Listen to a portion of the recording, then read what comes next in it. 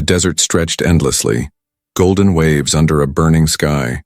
Evan crosswalked through it alone, each step sinking into hot sand that burned through his boots. His ship had broken down 2 days ago, its engine dead and his water almost gone. Still he kept walking, chasing a weak signal on his wrist device that blinked like a heartbeat. The sun above had no mercy, and the air shimmered so fiercely that the world seemed to melt. Every sound had vanished, no wind, no echo, just the crunch of his boots and the low hum of the device.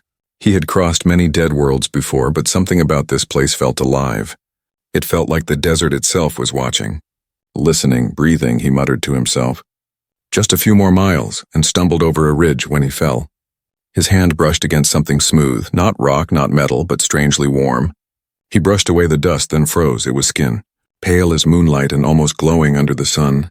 He stepped back, his heart hammering. At first, he thought it was a statue or a fossil, something ancient buried in time, but then the ground moved slightly beneath his feet, and the thing beneath the sand exhaled. It was slow, deep, like the earth itself taking a breath.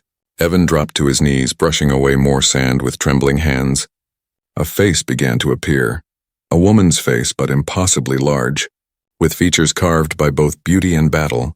Her silver hair tangled through the sand like rivers of light. Her eyes were closed, her lips slightly parted, and there was a strange hum in the air. The air grew colder around her as if the desert's heat dared not touch her skin. Evan whispered, "What are you?" and leaned closer. That was when her eyes snapped open, golden, glowing like twin suns. He fell backward in shock.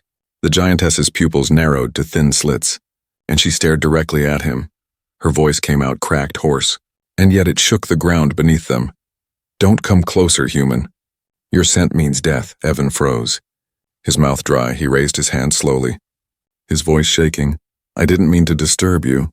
I thought—" "Leave," she hissed, her golden eyes glowing brighter. "Leave before the wind carries your scent." Her words echoed like thunder rolling through empty valleys.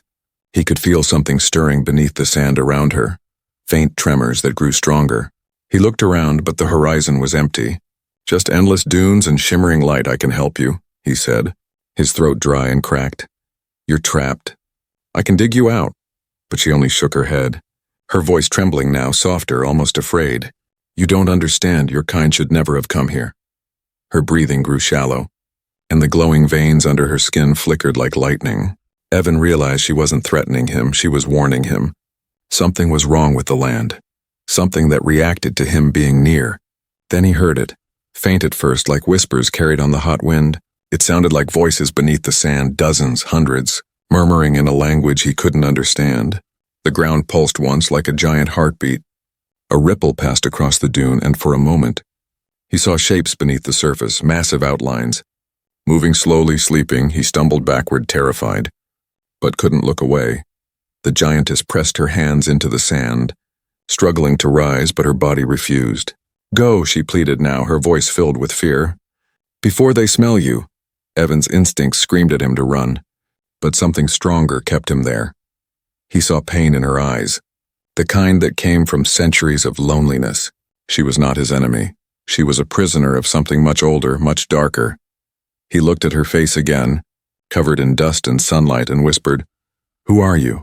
Her eyes softened for a moment, and the wind fell silent. "The desert remembers my name," she said quietly, "but it kills those who speak it." Then her head sank back slightly into the sand, and the glowing lines under her skin dimmed again. Evan looked at the horizon. His ship was gone. His map useless, all he had was this strange being, half buried in an endless wasteland that whispered and trembled around her. The sun was falling, and shadows stretched long like fingers over the dunes. He knew he should leave, but he couldn't. He sat beside her, unsure if she was real, or if the heat had finally broken his mind. As night crept in, the air grew cold and heavy. The stars above burned like cold fire, and the wind began to hum again. Evan swore he heard his name carried on it. Spoken in her voice, the desert whispered it softly, again and again, until he shivered, and when he looked at her one last time before sleep took him, he saw her golden eyes still open, watching him from the sand, waiting, warning, and whispering the same words over and over. "Don't come closer, human. Your scent means death." The night in the desert was not silent anymore. Evan woke to the sound of the wind singing through the dunes, carrying whispers that felt too human to be the breeze. The stars above were strange, shaped in constellations he didn't recognize, flickering as if watched from underwater. He sat up slowly, sand clinging to his clothes, and turned toward the half-buried giantess. Her golden eyes were still open, glowing faintly like dying embers. She was awake but unmoving, her breath shallow and her skin dimming with each moment. The glow beneath her veins pulsed slower now.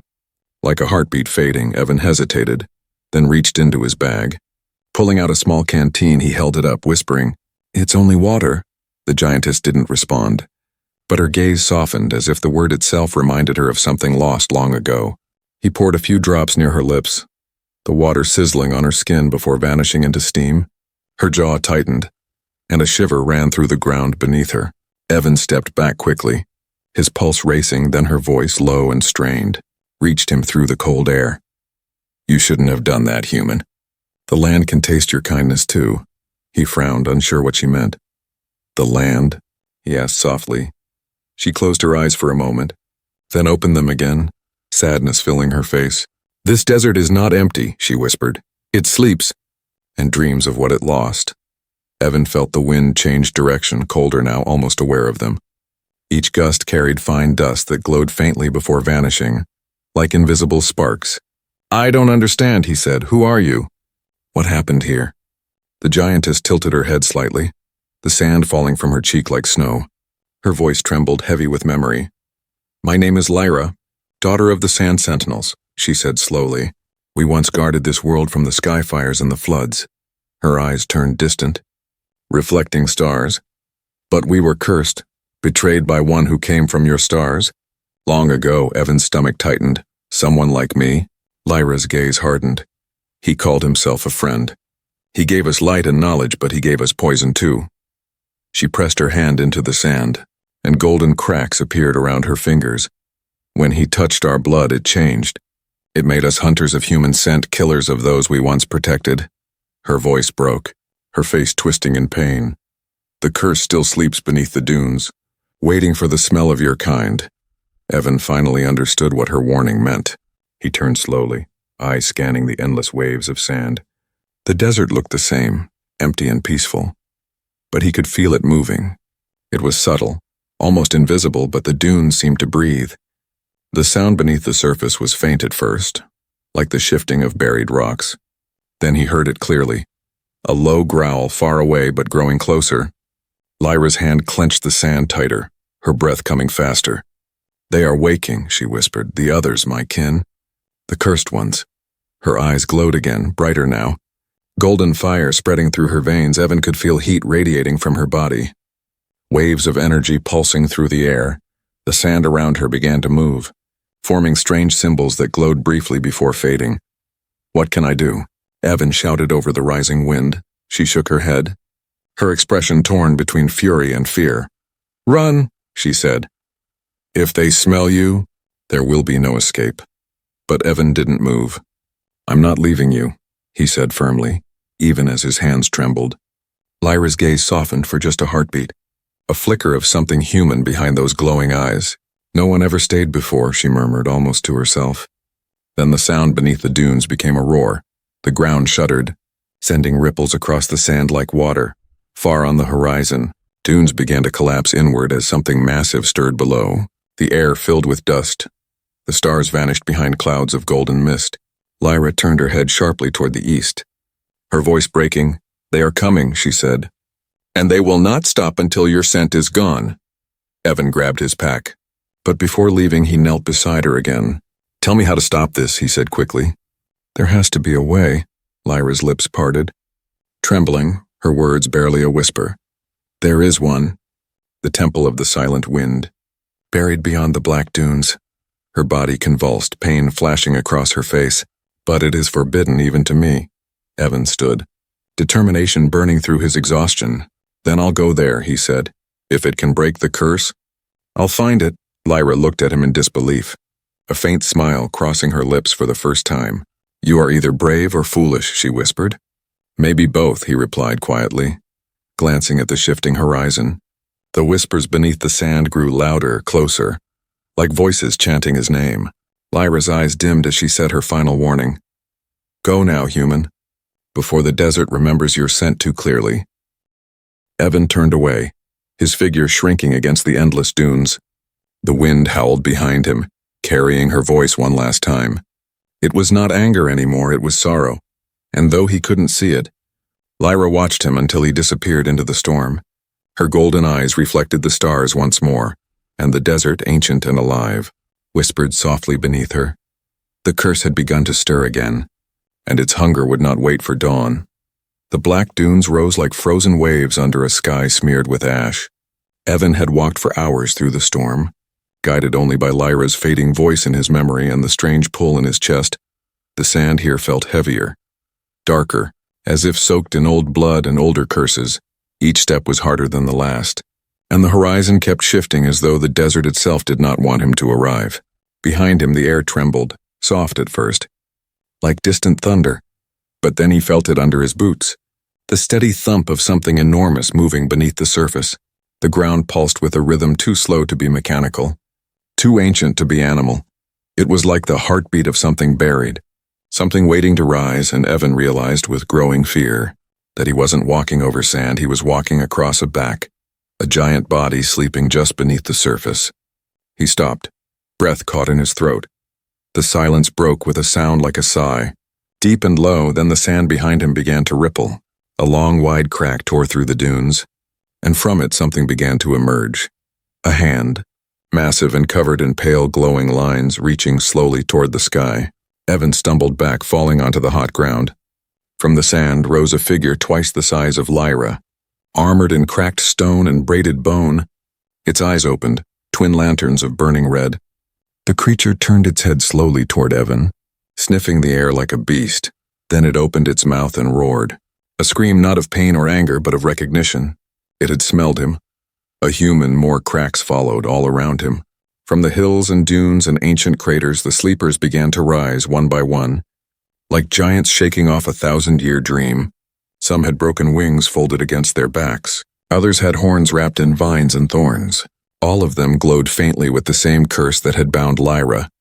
And all of them turned toward the human standing alone. Evan ran. He didn't think. His body moved faster than his thoughts, his legs carrying him toward the only shelter in sight, a hollow in the rock nearby. The roar of the giants followed him like thunder, and the sand beneath his feet shifted like waves. He dove into the narrow space, panting, eyes wide with terror. The hollow wasn't deep, just enough to cover his scent. He curled against the rock wall, barely breathing outside. The stomping grew louder, heavier, shaking loose dust from the ceiling. He peeked out and saw the giants scanning the dunes, their heads turning slowly, their glowing eyes searching. One of them knelt, placing its hand on the sand as if listening to it. It spoke, not in words, but in deep guttural tones that echoed like drums inside Evan's chest. And the others answered. They were talking, not just to each other, but to the desert itself, to the land that remembered every footprint, every drop of blood, every broken promise. The curse was not just in them. It was in the very soil they guarded, and Evan had triggered it then. A different sound cut through the air, a sharp, clear vibration like a bell struck deep underground. The giants paused, tilting their heads as if hearing a command. From the west, a glowing figure appeared, walking calmly across the sand. It was Lyra. She had risen, but something about her had changed. The golden glow under her skin was brighter now, pulsing with pain and power. Her movements were slow, heavy, but filled with purpose. She walked straight toward the other sentinels, her voice steady but broken. "Stop," she called out. "He is under my protection," one of the larger giants growled. Stepping forward, "He smells of them," it snarled. "He is a curse reborn." Lyra's hands trembled, but she didn't back away. "I've touched him, I've spoken to him. And I still remember myself." Her voice cracked, but she stood tall. "If he was poison, I would be ash," the giants murmured again, sand swirling around their feet. But the red-eyed one didn't speak. It attacked. With a roar, it rushed at Lyra, swinging a massive arm toward her. She didn't move, but Evan did. Without thinking, he leapt from the hollow. He threw his last flare at the creature's face, blinding it for a second. The light pierced its eye, causing it to stumble, howling in rage. The other giants moved quickly, surrounding Lyra and Evan, but not attacking. They waited, confused, unsure. Lyra turned to Evan, her voice filled with pain and awe. "Why did you do that?" He looked at her, chest heaving. "I don't know," he said honestly. "But I couldn't watch you die." Silence followed, heavy and deep. Then the red-eyed giant snarled again. But this time didn't strike, it turned away. Sinking slowly back into the sand, one by one, the others followed, returning to their sleep for now. Evan dropped to his knees, exhausted. Lyra collapsed beside him, her glowing veins flickering like a dying fire. "They will wake again," she whispered, stronger, hungrier. He nodded. "Then we'll stop them before that happens," and above them, the desert sky cracked with thunder. A storm was coming, but they had survived the first awakening. And now the real story was just beginning. The night sky had never felt heavier. Dark clouds gathered fast over the desert, and the wind carried a sound Evan couldn't explain. It was low, humming, like something alive was breathing beneath the dunes. Lyra leaned against a broken rock, her silver hair tangled with sand, her golden veins dimming. She had used too much strength to calm the cursed sentinels, and now she was slipping into silence. Evan wrapped his jacket around her massive shoulder, even though he knew it wouldn't help much. He sat beside her, staring at the empty horizon. "They went back to sleep," he said quietly. "Why did they stop?" Lyra didn't answer right away. When she finally spoke, her voice was weak. "They weren't afraid of me," she whispered. "They were afraid of something else, something deeper." Evan looked at her sharply. "Deeper?" Lyra closed her eyes, her breathing slow. "There's something under this land, older than even the curse," she said. "A creature that slumbers in the bones of the world." Her eyes opened just a little, glowing faintly. "They call it Vareth, the Hollow One." The beast under the sand, Evan shivered. He didn't believe in myths, not until now, but Lyra's voice held no doubt, only fear. "They sealed it long ago, using our blood as chains," she said. "But every time a human comes, the seal weakens." She turned her head slightly, her golden eyes meeting his. "You're sent." "It feeds it." Suddenly the ground beneath them shifted. It was slow at first, a gentle roll, like the earth stretching, then it turned violent. A deep rumble thundered through the desert, shaking rocks loose from the cliffs above. The sand just ahead of them cracked open, forming a wide spiral, like something was spinning beneath it. Lyra's eyes widened. "It's waking up," she gasped, trying to stand. But her legs gave out beneath her. Evan grabbed her arm and pulled her behind a collapsed dune wall. Then the sand exploded from the spiral. A monstrous shape rose, tall as a building. It didn't have skin or scales. It was made of black bone wrapped in thick ash and glowing embers. Its body twisted and stretched like molten glass, shifting shapes with every breath. And in the center of its chest was a hollow circle, pulsing like a second mouth. It didn't have eyes, but it turned toward them like it could feel them. Evan couldn't move. The air grew heavy, like it was being crushed. Even Lyra, strong, cursed, warrior-blooded, went still, her mouth slightly open in horror. "That's not a beast," Evan whispered. "That's a nightmare." The creature let out a sound. It wasn't a roar, it was laughter, deep, broken laughter that echoed across the desert and made the stars tremble. And then it moved. It didn't walk, it glided. Its body swam through the sand like water, leaving a trail of ash and glass. It was hunting, not by sight, but by scent. Evan remembered Lyra's words. "Your scent means death." His blood turned cold. "We have to run," he said, grabbing her hand. Lyra shook her head, eyes locked on the beast. "It's not chasing you yet," she said slowly. "It's circling, trying to confirm if the scent is real." Evan looked at her, confused. "What do we do then?" She took a deep breath, her hand trembling. "You have to distract it, lead it away from the dunes." "What?" Evan shouted. "You want me to run toward that thing?" "It's drawn to movement, scent, and sound," she said. "If it eats you, the others will rise forever. Cursed with your presence." Evan's heart pounded.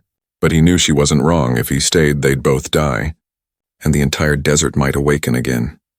He looked at her one last time. "Don't die while I'm gone," he said, forcing a smile. Lyra smiled back weakly. "I've waited 1,000 years," she whispered. "I can wait a little longer." Then Evan ran. He sprinted across the sand, shouting, waving his arms, calling out to the beast. The Hollow One paused, turned, and roared, a blast of heat and dust shooting from its mouth. It charged, not walking, but flowing toward him like fire in a storm. Evan barely dodged its first strike. The ground splitting where he stood seconds ago, he ran faster, diving between rocks and old bones scattered across the land.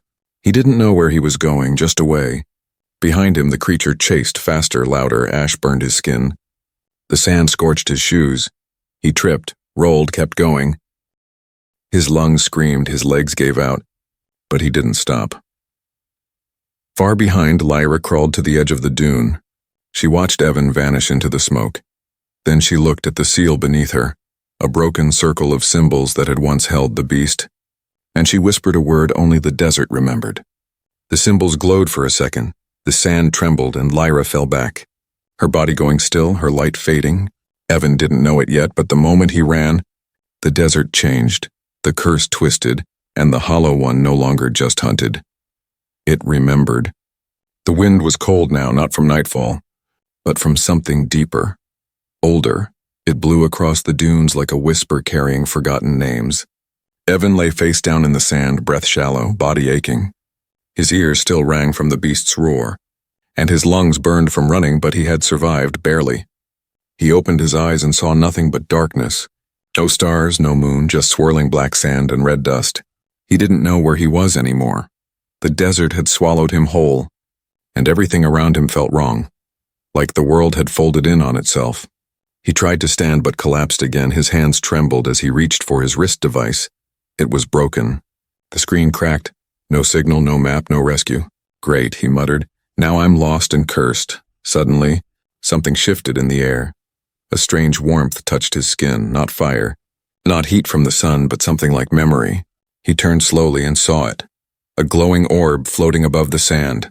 Faint and flickering like a dying star, it pulsed once, then drifted toward him. Evan stood, unsure whether to run or follow, but when the orb pulsed again, his mind filled with images. Flashes of silver towers rising from dunes, giant warriors kneeling in circles, and Lyra standing tall, her eyes proud and clear. This wasn't a vision, it was a memory, but not his. The orb hovered closer and touched his forehead. And suddenly he was there, inside her past. He stood on the edge of a vast city made from glass and bone. Sentinels walked the streets, massive and graceful, their golden veins glowing with peace. Lyra stood beside a human, a man in white robes, his face kind, his hands gentle. They were friends. He offered her a gift, a small vial filled with silver mist. Strength, he said, so your people may never fall. She drank it, and everything changed. The mist twisted inside her. Her golden veins turned bright, then burned like fire. Her body seized, and her scream echoed through the tower walls. Others fell, cursed by the same gift. Their love for humans turned into hunger. Their purpose turned into madness. Lyra had fought the change, but her brothers and sisters did not. They slaughtered the human settlers, destroying their own city. And the kind man who had offered peace, he disappeared, leaving only the vial behind. The image faded. Evan collapsed to his knees, the memory fading from his mind like smoke. He gasped for air, heart pounding. He understood now. The curse wasn't born from war. It was born from trust. Lyra didn't hate humans. She hated what they left behind. He looked up, and there she was, standing on a nearby dune, barely visible in the red mist. She looked weaker than before, her body shaking, her skin pale, but her eyes still glowed, soft and tired. You saw it, she whispered. Evan nodded slowly. All of it, he said, voice dry. She stepped closer, her feet leaving faint golden prints in the sand. I never wanted revenge, she said, only to be remembered for who we were before the curse. Evan looked down, the image of the silver vial burning in his thoughts. It was a human who did this, he said bitterly. Lyra didn't answer because she already knew. Then the ground shook again, but this time, it wasn't the Hollow One rising, it was the seal. The broken circle beneath her body began to glow once more, its ancient symbols flashing. You did something when you left, she said. The Hollow One is changing. Evan stepped closer. I distracted it, gave you time. No, she said softly. You gave it a new memory. He didn't understand at first, but then he saw it. The sand was moving.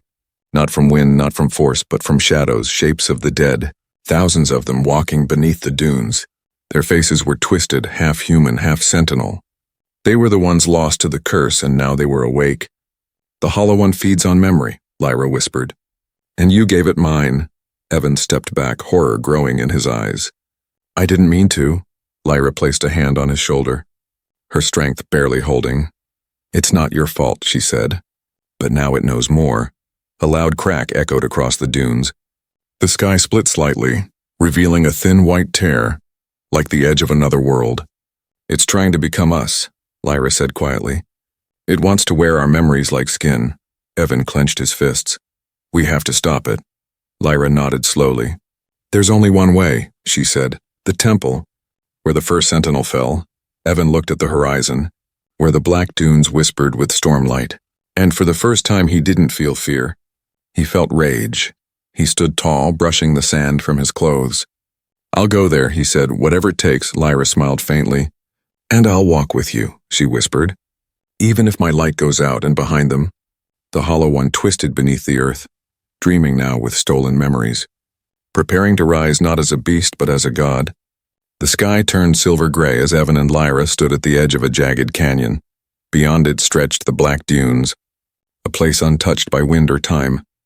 They stood still, side by side, two shapes against the whispering void. Evan had never seen a place so silent. Even the wind stopped here. Lyra looked pale now, her golden glow flickering like a candle in the cold. Her voice had become quieter with every step, but her eyes stayed sharp, fixed on the horizon. "There," she said. Pointing across the canyon, a single dark spire rose from the sand like a broken tooth. The Temple of the Silent Wind. Legend said it was carved from the bones of the first sentinel. It held the oldest memories, the purest curses, and the last hope. "Once we enter," Lyra said softly, "there's no turning back." Evan gave a weak smile. "I've passed that point a long time ago." They crossed the canyon using an old bridge of cracked stone and black roots. The closer they came to the temple, the more Evan felt something pulling inside his chest. Not pain, not fear, but pressure. As if the place already knew who he was and had been waiting. The entrance to the temple wasn't a door. It was an open mouth carved into the cliff. A giant face frozen in a scream, its eyes filled with runes. The moment they stepped inside, the air changed. Warm and dry, then suddenly cold. The silence pressed against their ears. No echo, no footstep, just breath and heartbeat inside. The walls glowed with moving images. Not drawings, but living memories. Scenes replayed in slow loops. Sentinels dancing in golden rivers. Humans arriving in peace, the first betrayal. The cursing of the blood, and finally a sentinel collapsing in this very chamber. Whispering a name lost to time, Lyra placed her hand on the wall. The images paused, then focused on her face. And for a moment the entire temple recognized her. A low hum filled the chamber, like approval, like sorrow. "It remembers me," she said. Barely above a whisper, Evan stepped forward. Drawn toward a platform in the center, on it sat a mirror made of black glass. Cracked in the middle, above it floated a silver orb. Spinning slowly. "This is it," Lyra said, walking beside him. "The heart of the curse."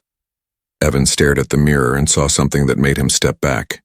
His own face, but twisted, older, glowing with golden veins, not human anymore. "It's showing what you could become," Lyra whispered. "If the curse consumes you," Evan's breath hitched. He looked away, but the image burned into his mind. The orb above the mirror began to spin faster. The chamber darkened, then a voice echoed, not from a person, but from the air itself, human. "You carry the memory now. Do you wish to keep it?" Evan looked at Lyra. Her eyes were full of warning. "If you keep it," she said slowly, "you'll share our curse. Forever," the voice spoke again. "Or do you give it away?"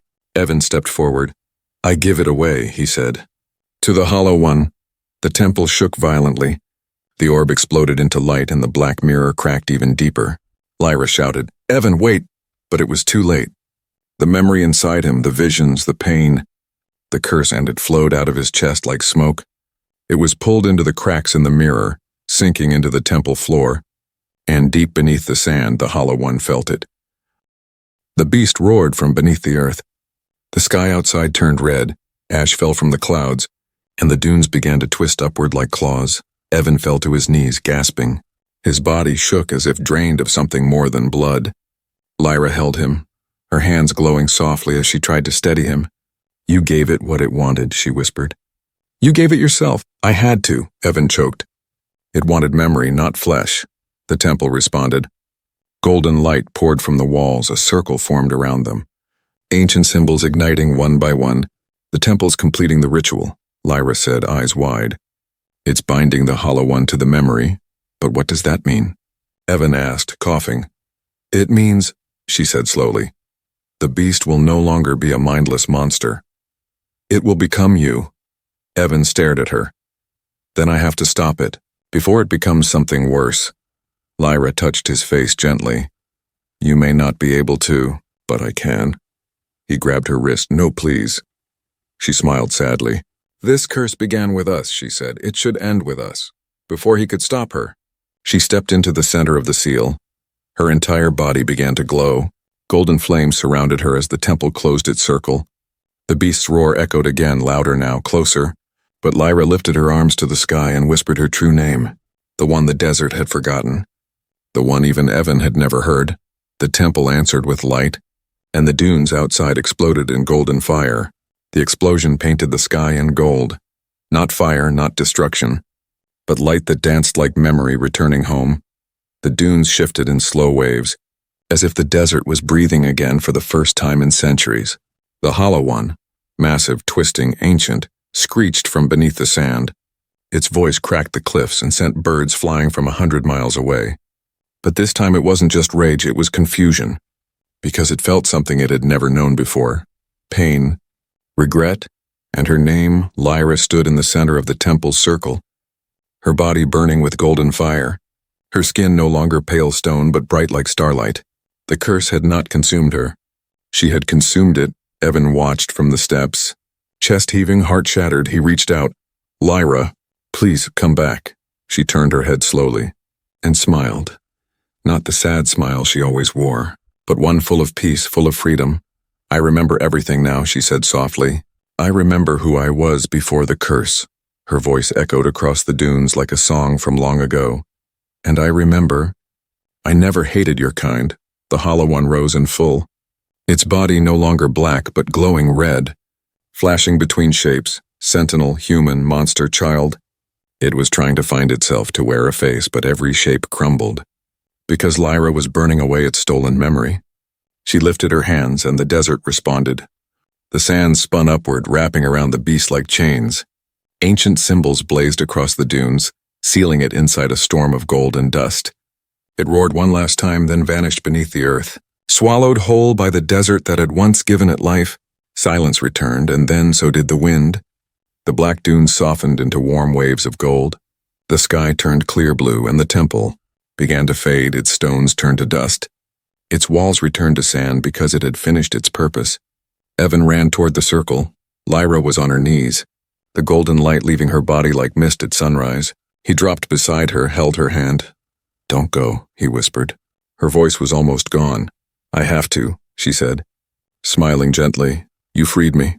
Now let the desert rest. No, he said, gripping her fingers tightly. I can't lose you. You didn't lose me, she said, tears glowing on her cheeks. You gave me something no one else ever did. Choice. The light dimmed, her breathing slowed, and then it stopped. The wind stilled and the world went quiet. Evan held her until the sun rose, until her body became light and dust. And then, she was gone, but something remained. Beneath him the sand shimmered. A soft glow rose through his chest. Not fire, not pain, but warmth. The curse had not vanished. It had changed. The sentinel magic, once twisted by betrayal, had fused with his memory. His scent no longer meant death, it meant life. Because Lyra had passed her bond to him. The desert had chosen its next guardian. Evan stood slowly. His skin now carried faint golden veins, his breath echoed with her song. The desert didn't hiss anymore when he walked. It listened, it remembered. And it whispered, welcome. Years passed. Travelers crossing the desert began to tell stories. Of a man with golden eyes who walked alone among the dunes. A giant shadow followed him, unseen but always near. They said he spoke to the sand, and the sand answered. They said the storms parted for him, and when they were lost, he led them to safety. In the hearts of the desert's people, he became legend, not a warrior, not a cursed soul, but a memory keeper. And in the wind sometimes a soft voice could be heard. Not angry, not cursed, but proud. Your scent no longer means death, my human. It means I was never forgotten.